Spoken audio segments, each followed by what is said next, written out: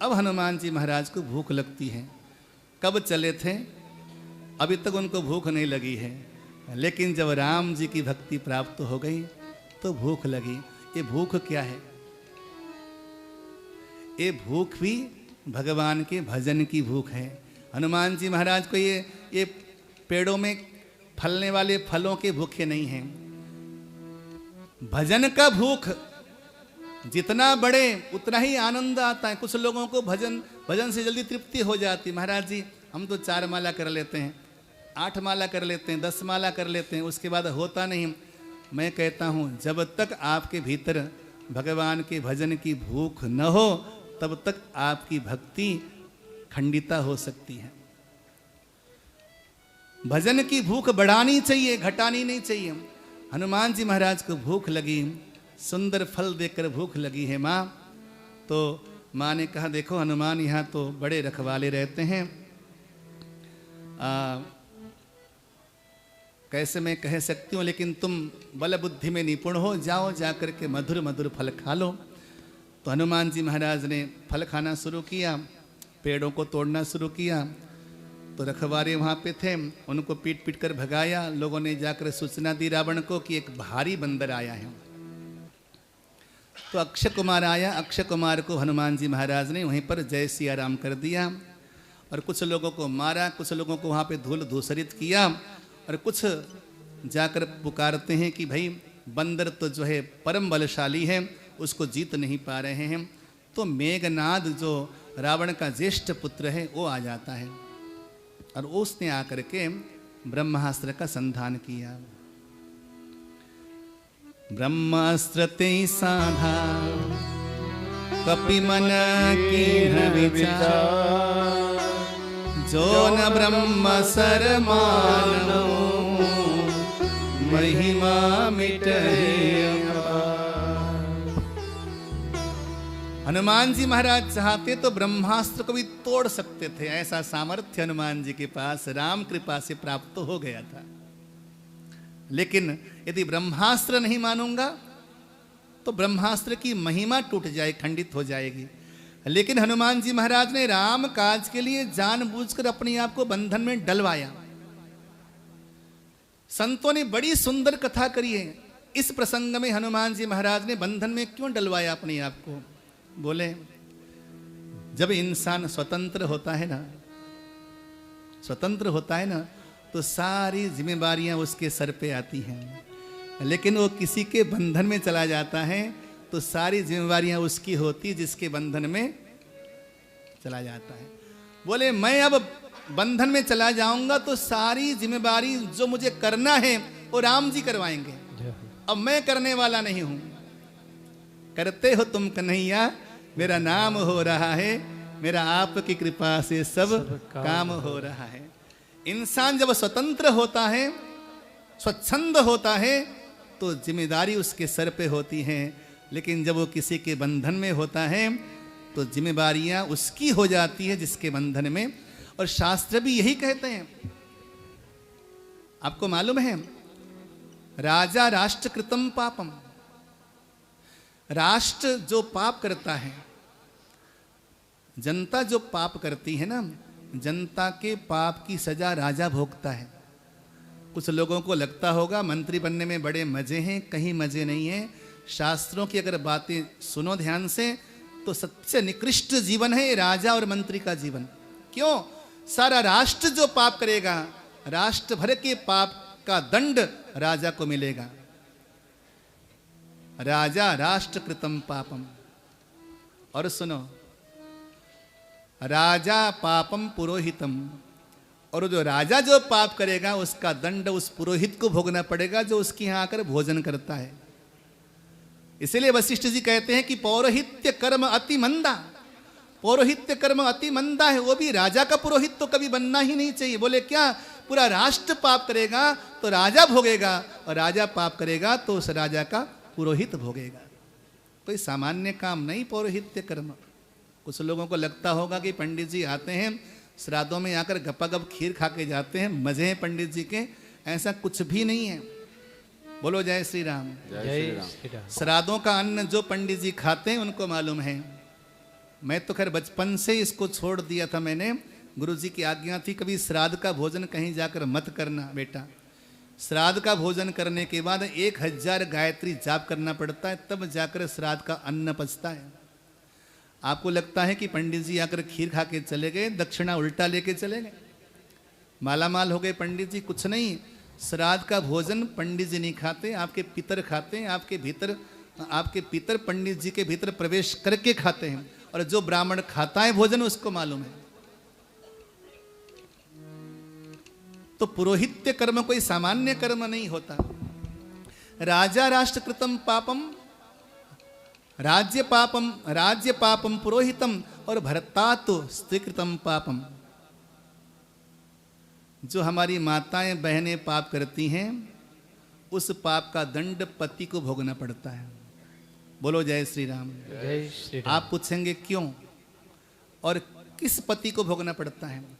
जो पत्नी अपने पति के अनुगामिनी है, या जो पत्नी अपने पति के अधिकार क्षेत्र के अंदर है, जो पति के वचनों का अनुगमन करती है, पालन करती है, उस पति के वचनों का अनुगमन करने वाली जो पत्नी है, वो जो कुछ भी पाप करती है उसका दंड पति को भोगना पड़ता है। आप यूं समझिए, आपका छोटा सा लाडला बेटा है, मैदान में क्रिकेट खेलने के लिए चला गया, चमड़े का बॉल लिया है, छक्का मार दिया, सामने अंकल की गाड़ी का शीशा टूट गया। सबको मालूम है कि किसने मारा था छक्का। अब बताओ अंकल जी कहाँ जाएंगे? कहाँ जाएंगे? पापा के पास आएंगे ना।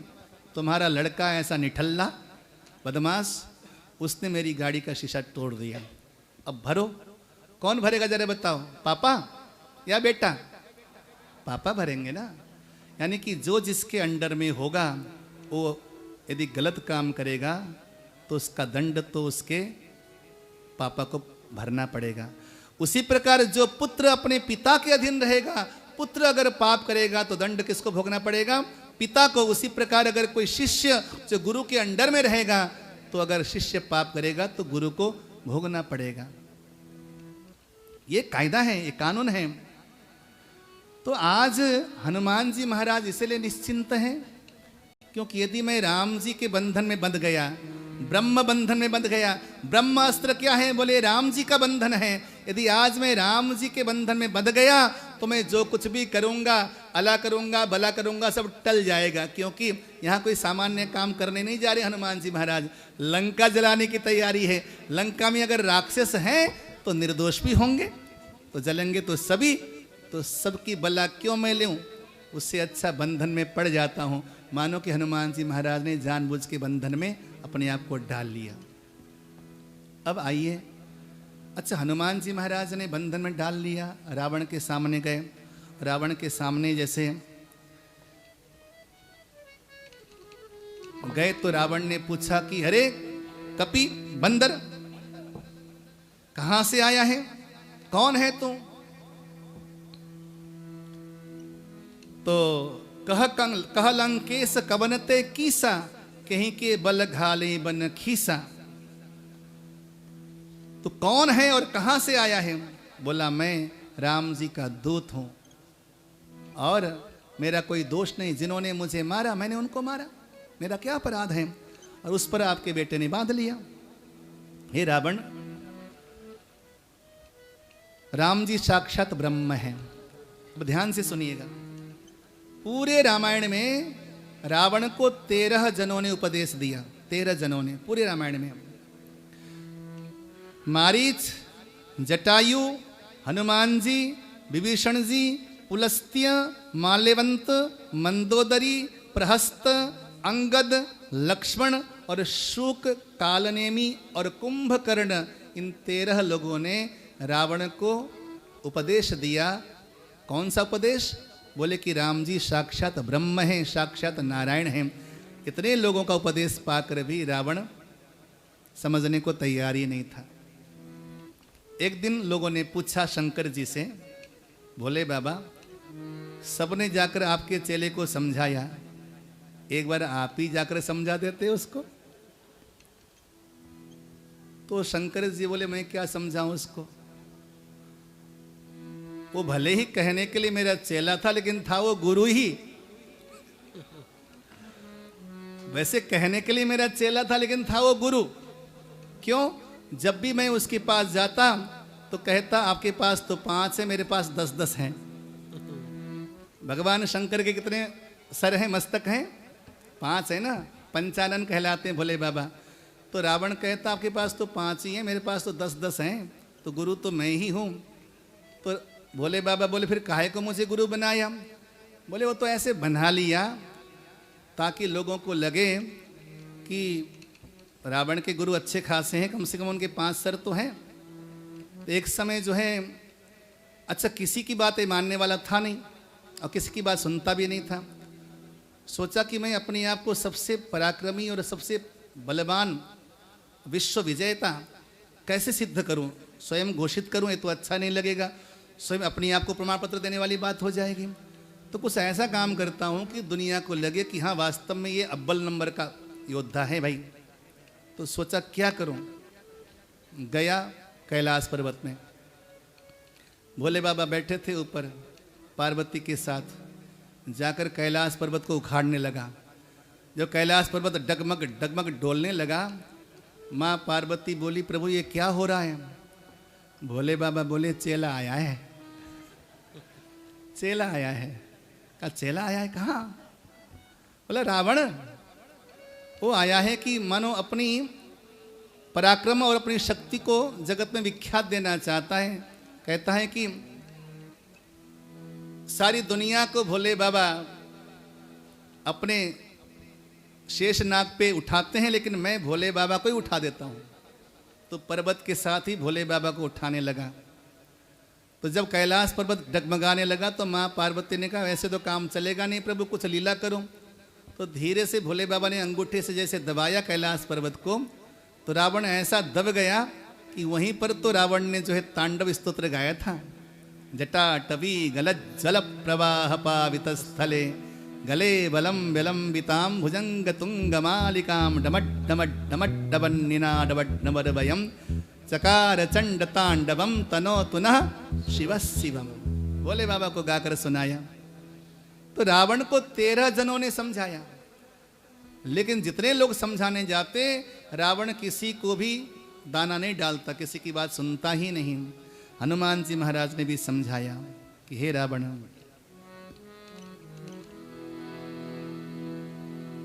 कि राम नाम बिनु गिरा न सोहा। राम नाम बिनु गिरा न सोहा। देखो बिचारी त्यागी मद मोहा। देखो बिचारी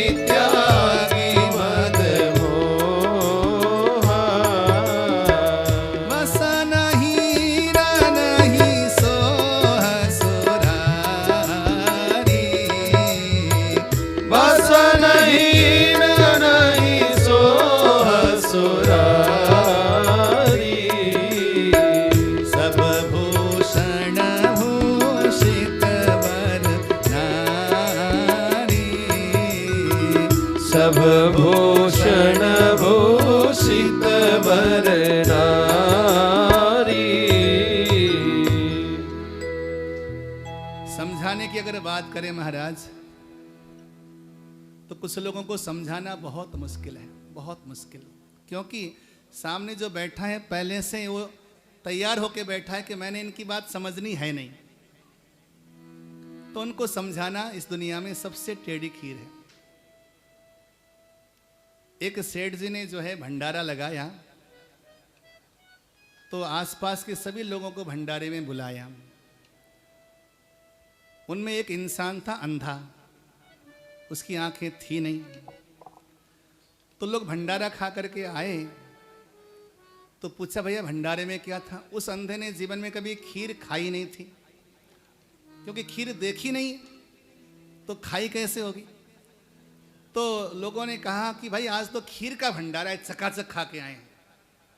तो अंधा बोला ये खीर कैसे होती भाई? 21 जड़ी बूटी का नाम है खीर। तो लोगों ने कहा खीर तुमको नहीं मालूम? अरे वही सफेद सफेद सा होता है। बोले सफेद होता है? बोले हाँ सफेद सफेद सा होता है खीर। कैसा सफेद होता है? बोला वो सामने बगुला था। बोले बिल्कुल बगुले की तरह सफेद होता है। तो उस अंधे ने कहा ये बगुला कैसा होता है? अब कैसे समझाएं कि बगुला कैसा होता है? खीर बगुले जैसा सफेद होता है, बगुला कैसा होता है? अब बगुला कैसा होता है तो उसने देखा बगुले का मस्तक थोड़ा सा टेढ़ा सा था। बोला थोड़ा ऐसा होता है, ऐसा टेढ़ा सा। तो अंधे ने कहा अच्छा ये बगुला टेढ़ा होता है, यानी कि खीर इतनी टेढ़ी होती है? इतनी टेढ़ी खीर खाएंगे तो गले में जाके अटक नहीं जाएगा? भाई हम तो खीर नहीं खाएंगे। तो किसी किसी को समझाना बहुत मुश्किल होता है। रावण उन्हीं लोगों में था क्योंकि समझने को तैयार नहीं था। अब बोले कि हे रावण, राम नाम बिनु गिरा न सोहा। राम का नाम अगर जिह्वा में न हो, जुबान में न हो तो वाणी सुशोभित नहीं होती है। यूं समझ ले कि संपूर्ण शरीर आभूषणों से सजा हुआ है नारी का, लेकिन उस नारी ने अगर वस्त्र नहीं पहना है तो आभूषण किस काम के? तभी संतों ने गाया मुख सोण हे रावण, राम नाम बिनु गिरा न सोहा। जिस वाणी से भगवान का नाम नहीं निकलता वो वाणी वाणी नहीं है। बोलो जय श्री राम। जय श्री राम। एक दिन ऐसा आवेगा दुनिया राम राम बुलावेगी, आप चाहोगे बोलना, आपसे बोला नहीं जाएगा। कृष्ण त्वदीय पद पंकज पंजरांते अद्दैव में विशतुमान सराज हंस। प्राण प्रयाण समय कफवात पित्तैहि। जब प्राण त्यागने का समय होगा तो कफवात पित्त आकर गले में ऐसे बैठेंगे कि आप भगवान का नाम लेना चाहोगे, आपको भगवान का नाम लिया नहीं जाएगा आपके द्वारा। इसलिए हे रावण, मोह मूल बहुसूल प्रद त्यागहु तम अभिमान। भजहु राम रघुनायक कृपा सिंधु भगवान। हे रावण, तू भगवान का भजन कर। हनुमान जी महाराज ने केवल कल्याण करने की भावना लेकर समझाया, लेकिन रावण को लगा कि ये बंदर आकर हमें समझावे। अच्छा तुम हमें सिखाओगे? अब बंदर आकर हमें समझाएगा कि हमें करना क्या चाहिए? जब ये भाव इंसान के भीतर जग जाता है तो इंसान कभी भी सन्मार्ग की ओर जा नहीं सकता। हमारे गुरुदेव कहा करते थे, बेटा कोई बच्चा भी बोल रहा होगा ना, उस बच्चे की भी आवाज ध्यान से सुना करना। उसकी वाणी में भी कुछ ज्ञानप्रद चीजें निकल के आएंगी। बोलो जय श्री राम। जय श्री राम। सुनने की आदत डालना बहुत अच्छी बात है। हमें भगवान ने संकेत दिया है कि बोलना कम चाहिए, सुनना ज्यादा चाहिए। रावण किसी की सुनता नहीं था क्योंकि उसके पास तो 10 मुख थे, उसको केवल बोलना आता था। 10 मुख यानी कि केवल बोलना। 10 मुख क्या है? बोले 4 वेद और 6 शास्त्र। 10 मुख, चारों वेद उसको कंठस्थ थे, 6 शास्त्र उसको कंठस्थ थे। व्याकरण, छंद, ज्योतिष, मीमांसा, चारों वेद सब कंठस्थ थे उसको। उसे केवल बोलना आता था, सुनना नहीं आता था। कहीं नहीं लिखा है कि रावण के पास 20 कान थे। केवल इतना ही लिखा हुआ मिलता है कि रावण के पास 10 मुख थे, क्योंकि वो केवल बोलना जानता था, सुनना उसकी आदत नहीं थी। रावण की बात नहीं सुनी उसने। तूने मेरे पुत्र का वध किया है और बगिया को उजाड़ा है, तो तुझे प्राण दंड देना चाहिए। विभीषण जी आए, महाराज ये दूत हैं, इसका वध नहीं होना चाहिए, तो और कोई दंड दीजिए। तो और क्या दंड देने वाला है रावण? हनुमान जी महाराज वहाँ पर बंधे हुए हैं। तो हनुमान जी को लगा कि कहीं ये ना अपनी बहन को याद करके, शूर्पणखा को, कहीं से बाई चांस सूर्पणखा याद आ गई और बोला कि इसके स्वामी ने मेरी बहन के नाक कान काटे थे, तो इसके भी काटो नाक कान। तो हनुमान जी को लगा कि यार राम जी का सेवक हूँ और रावण जैसे धूर्त के पास आकर नाक कान कटवा के जाऊँ, अच्छी बात तो नहीं है। तो इस गधे से नाक कान तो नहीं कटवानी है, तो अब क्या करूँ। तो हनुमान जी महाराज अपनी जो पूँछ थी ना, धीरे से पूँछ आगे ले आए और बार बार उस पूँछ को प्यार करने लगे, चूमने लगे। कभी आँखों में लगाते, कभी सर पे लगाते पूँछ को, बार बार दुलारते और बार बार उसको चूमते पुचकारते। तो रावण की नज़र पड़ी, ओहो कपिके ममता पूँछ पर सबही कहूँ समुझाई। इस बंदर की ममता पूँछ पर है, एक काम करो, इसकी पूँछ में ना तेल बोरी लपेट कर घी में डुबो करके आग लगा दो। हनुमान जी महाराज ने कहा बन गई बात, अब बात बन गई, अब बात बन गई। हनुमान जी ने कहा कि यही तो मैं चाहता था, क्योंकि अगर राम जी मुझे बोलते हनुमान माँ सीता का पता तो लगाना, लेकिन लंका में आग भी लगाना, तो फिर आग लगाने के लिए बहुत सारे आइटम चाहिए। सबसे पहले तो कपड़ा लेके आओ भाई, और अपने पूंछ में कपड़ा बांधो तो कैसे बांधो, ठीक है। पहले तो कपड़ा लेकर आओ, ऊपर से उसको घी और तेल सब लेकर आओ।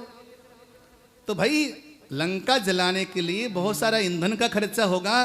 तो हनुमान जी महाराज बोले कि अब मैं समझ गया कि राम जी ने मुझे बंधन में क्यों डाला, क्योंकि अगर बंधन में नहीं डालते तो सारी व्यवस्था खुद करनी पड़ती। आज बंधन में हो तो राम जी सारी व्यवस्था खुद करके देंगे लंका जलाने के लिए।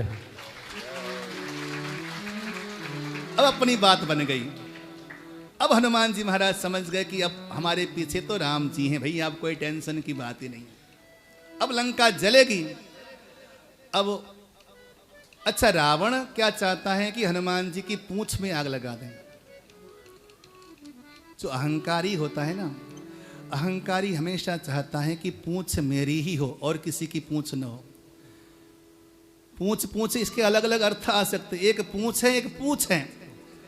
तो अहंकारी चाहता है कि पूंछ केवल मेरी हो, यानी कि दुनिया केवल मेरी पूंछ है, केवल मेरा ना। अहंकारी का स्वभाव है कि अहंकारी इंसान हमेशा चाहता है कि सब जगह मेरा ही नाम चले, बस महाराज सब जगह मेरा ही नाम, मेरे पोस्टर लगे, बस नाम मेरा होना चाहिए उसमें।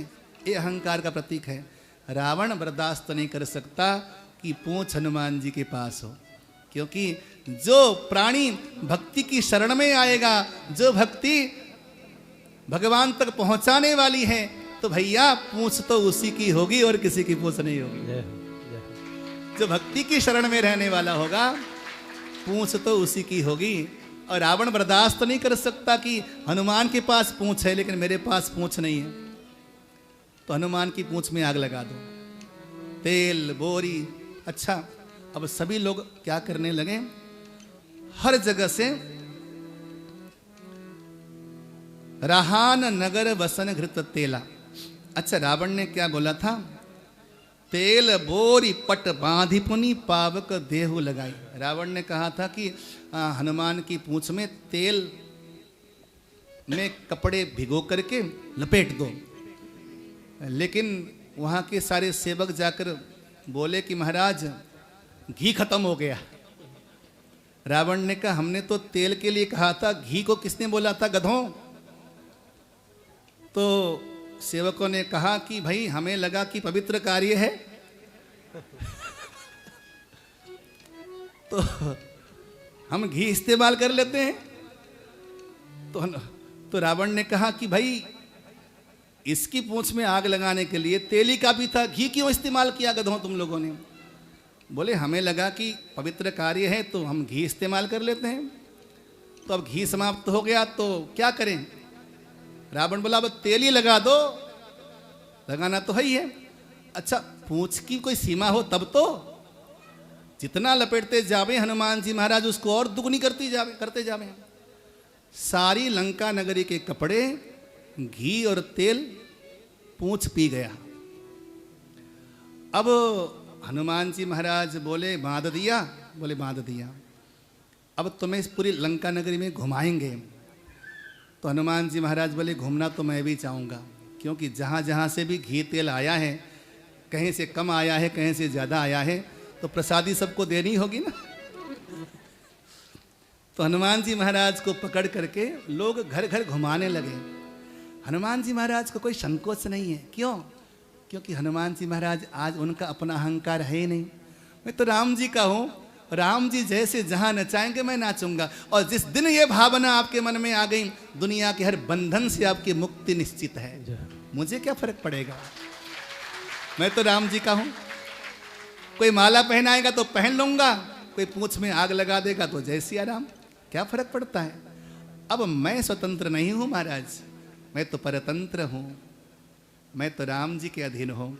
अब घर घर ले जाते हैं, कहाँ से कितना आया है सब हिसाब किताब हनुमान जी महाराज को मालूम है, क्योंकि बुद्धि के स्वामी हैं। पूरी नगरी में घुमा करके हनुमान जी महाराज की पूंछ में आग लगा दी कि पावक जरत देखी हनुमान, पावक जरत देखी हनुमंता, भयहु परम गुरु पतुरंता, भयहु परम गुरु पतुरंता, निबू की चढ़ेऊ कपि कनक अटारी, नीव की चढ़े कपि कनक अटारी, भई सभीत निशाचर नारी, भई सभीत निशाचर नारी। अच्छा, जब हनुमान जी महाराज को वहां पर लात मार रहे थे, घूंसा मार रहे थे ना, तो अच्छा लोगों की मति और लोगों के दृष्टिकोण बदलने में 2 मिनट नहीं लगते। बोलो जय श्री राम। जय श्री राम। जब तक हनुमान जी महाराज निरीह थे, रावण के बंधन में थे, तब तक दुनिया थूक रही थी, हंसी उड़ा रही थी, धूल उड़ा रही थी, गालियां दे रही थी। आज जब लंका जलने लगी, हनुमान जी ने चारों ओर से लंका में आग लगाना शुरू किया। हरि प्रेरित तही अवसर चले मरुत 49 अट्टहास करी गरजा। अट्टहास करके हनुमान जी महाराज गरजने लगे और विशाल भवनों में जाकर हनुमान जी महाराज ने चुन चुन के आग लगाना शुरू किया। तो अब लोगों के विचार चेंज हो गए। अब लोग कहने लगे, अरे मैं तो पहले ही कहा था मैंने तुमसे, ये बंदर नहीं है, कोई देवता है। तुम माने नहीं ना, तुम उसे घूंसा मार रहे थे, लात मार रहे थे। अगला बोला, तू कुछ और कर रहा था, तू भी तो वही कर रहा था जो मैं कर रहा था। लोगों के विचारों को चेंज होने में टाइम नहीं लगता। बस केवल राम तुम्हारे पक्ष में हो, राम का पक्ष तुम्हारे पास हो तो सारी दुनिया तुम्हारा पक्षपाती हो जाता है। राम जब तुम्हारे विरोध में हो जाए तो दुनिया तुम्हारे विरोध में खड़ी हो जाती है। उलट पलट की पूरी लंका को जला डाली और जाकर पूंछ को बुझाई, क्योंकि राम जी के सेवक हैं तो अग्नि उनका क्या बिगाड़ेगा। माँ जानकी के पास गए और बोले, माँ मुझे कुछ चिन्ह दीजिए, मैं राम जी के पास जाऊंगा। माँ ने चूड़ामणि उतार करके दिया और वहां से माँ जानकी को समझा बुझा करके हनुमान जी महाराज आए। यहाँ पर प्रतीक्षा करके बैठे थे सभी लोग, कब आएंगे हनुमान जी महाराज। मन प्रसन्न देखा, मुख प्रसन्न तन तेज विराजा। मुख प्रसन्न है, मानो कि राम जी का कार्य करके आए हैं। परिचय हुआ, सारी सूचनाएं दी, अति प्रसन्नता के साथ मधुबन में आए, मधुफल खाए।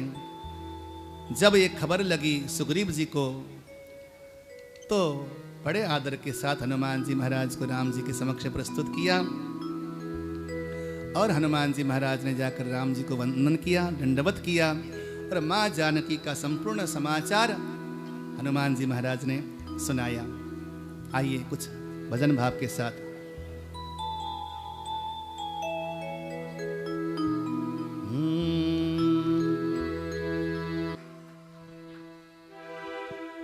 हनुमान जी महाराज आए,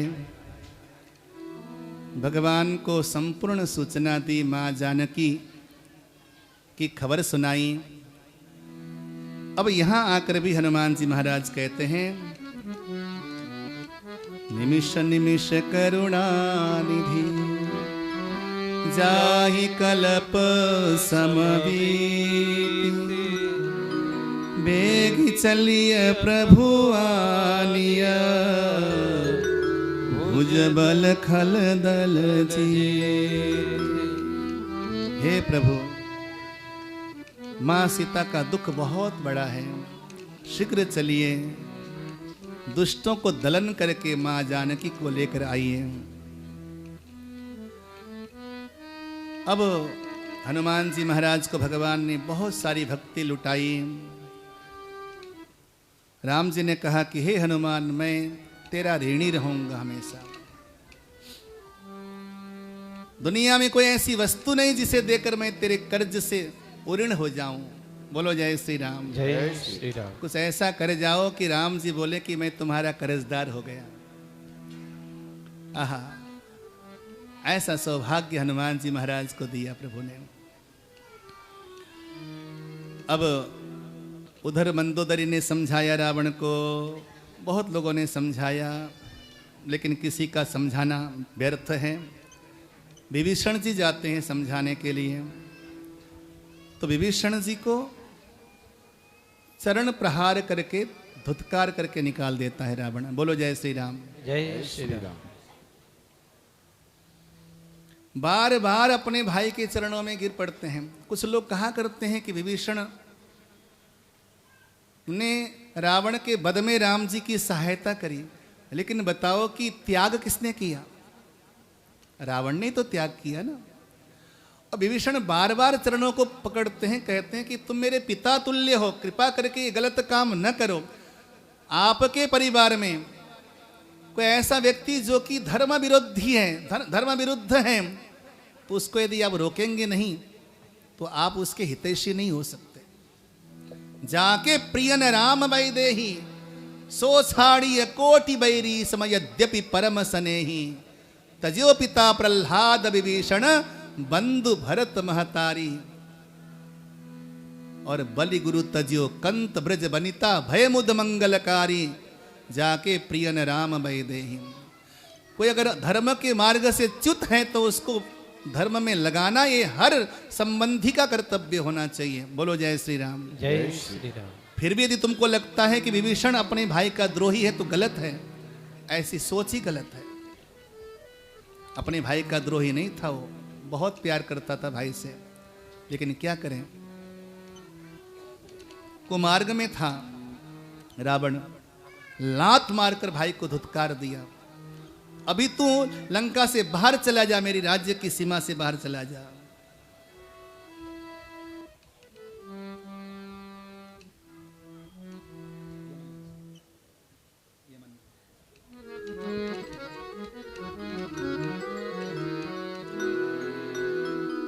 राम सत्य संकल्प प्रभु, सभा काल बस तोरी, मैं रघुबीर शरण अब जाऊं देहि जनी खो।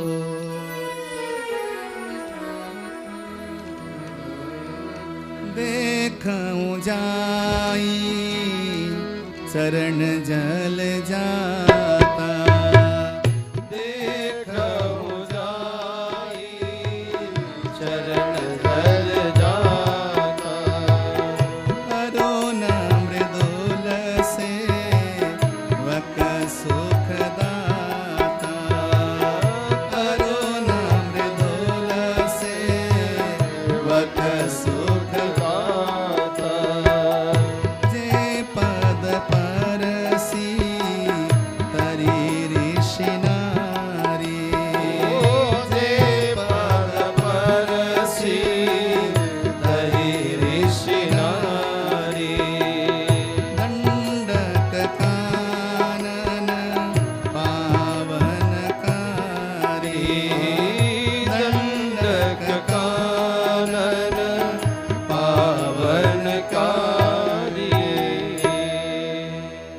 मैं जाकर उन कोमल चरणों का दर्शन करूंगा, जिन चरणों को मां जानकी अपने हृदय पटल पर विराजमान करके लंका जैसी नगरी में भी निसंकोच रहती हैं, जिन चरणों को भगवान शिव अपने हृदय में धारण करते हैं, बड़े बड़े ब्रह्मादि देवता जिन चरणों का दर्शन करने के लिए लालायित होते हैं, आज मैं उन चरणों का दर्शन करूंगा, जिन चरणों के चरण पादुकाओं को लेकर भरतलाल जी नंदीग्राम में भजन कर रहे हैं, आज मैं उन चरणों को इन आंखों से देख पाऊंगा।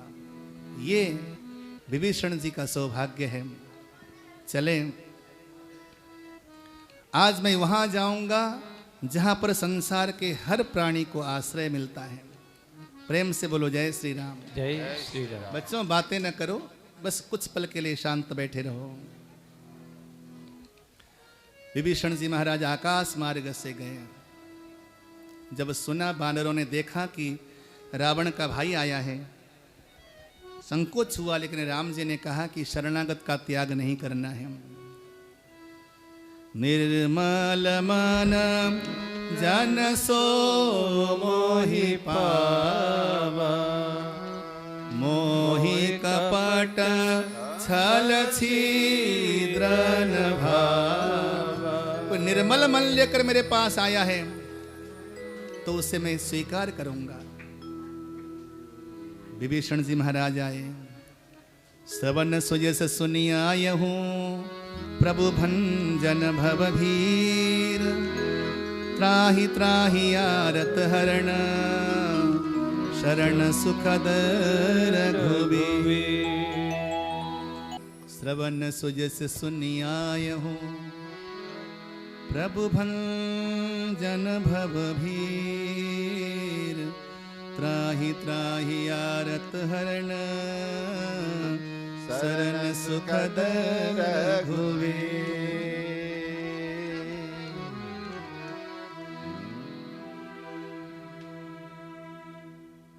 भगवान ने शरण में ले लिया विभीषण जी को। अब जब राम जी के शरण में आ गया तो क्या टेंशन, क्या चिंता। राम जी ने सबसे पहले जल मंगाया और वहीं पर सागर के किनारे में ही राज्याभिषेक कर दिया। लोगों ने पूछा, यदि कल रावण सीता माता को लेकर आवे शरण में, तो आप तो शरणागत वत्सल हैं, फिर क्या करेंगे? आपने विभीषण को लंका का राजा तो बना दिया, रावण को क्या देंगे? बोले विभीषण मेरा भक्त है, रावण को लंका सौंप दूंगा और विभीषण को लेकर जाऊंगा अयोध्या में।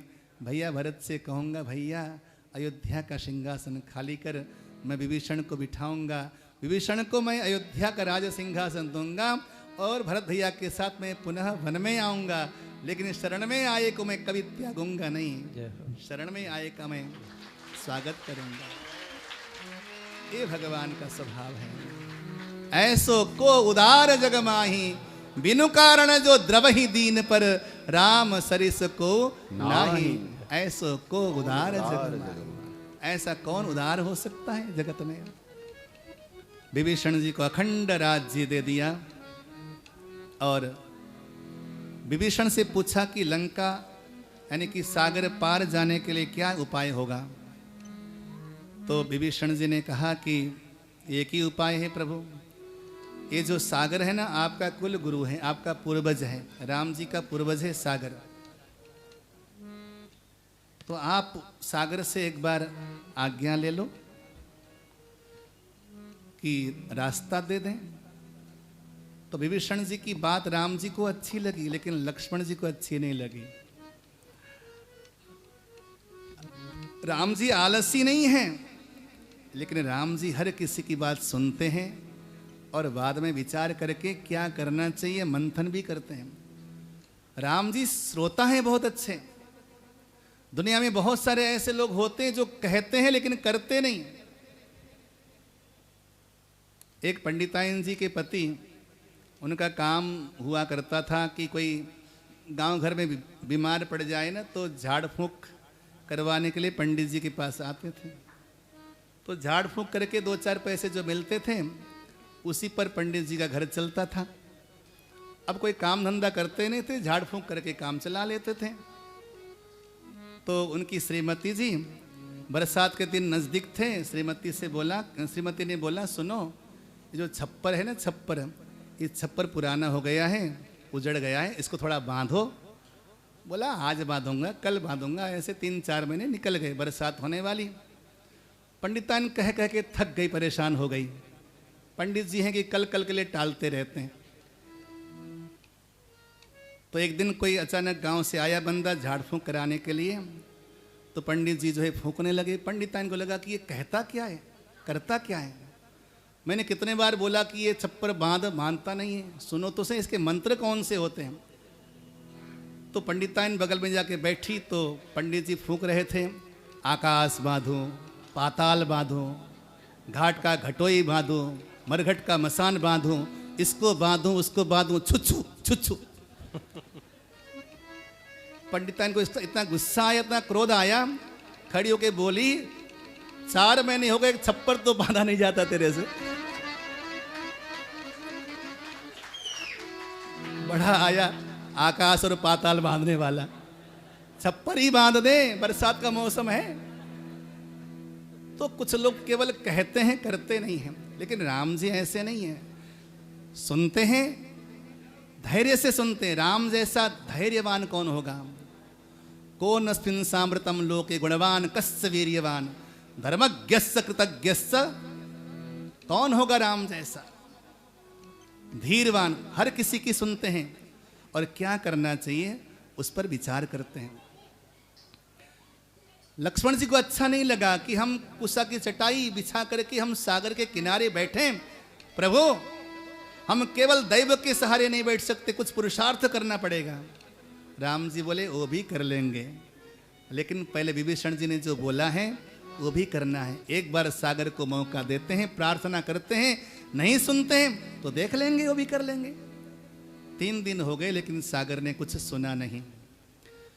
3 दिन के बाद अब राम जी का धैर्य, क्योंकि एक सीमा लांघ गई ना, अब वहां पे पुरुषार्थ आ जाता है। तो राम जी ने कहा कि 60 सन विनय कुटिल सन प्रीति, 60 सन विनय कुटिल सन प्रीति, सहज कृपन सन सुंदर नीति। सहज कृपन सन सुंदर नीति, ममता रत सन ज्ञान कहानी, अति लोभी सन विरति बखानी, अति लोभी सन विरति बखानी, अति लोभी सन विरति बखानी। दुष्ट व्यक्ति के सामने विनय नहीं चलता। 60 सन विनय और कुटिल सन प्रीति। कुटिल जो कुचक्र करने वाले लोग हैं उनके साथ प्रीति नहीं चलती। उसी प्रकार कृपण व्यक्ति के साथ सहजता नहीं चलती, और ममता में आसक्त व्यक्ति के सामने ज्ञान की कहानी नहीं चलती। बोलो जय श्री राम। जय श्री राम। और बहुत लोभी इंसान हो, उस लोभी व्यक्ति के सामने जाकर वैराग्य का बखान करना व्यर्थ है। इसलिए लक्ष्मण धनुष बाण लेके आओ। काट ही पई कदरी फरई कोटि जतन कहूं सीच, विनय न मानत खगेश सुनो डाट ही पई न बनी। बहुत यत्न करके सींचने पर भी केले के वृक्ष को काटना ही पड़ता है। विनय न मान खगेश सुनो। काकभुसुंडी जी कहते हैं कि गरुड़ जी, सागर ने विनय नहीं माना, अब उसको डांटना पड़ेगा। जैसे ही भगवान ने प्रत्यंचा चढ़ाई और तीर संधान किया, तीर संधान करना क्या था, उसी समय सागर मूर्तिमान होकर राम जी के सामने उपहार लेकर आ गया कि नाथ नील नल कपि दो भाई। नाथ नील नल कपि दो भाई।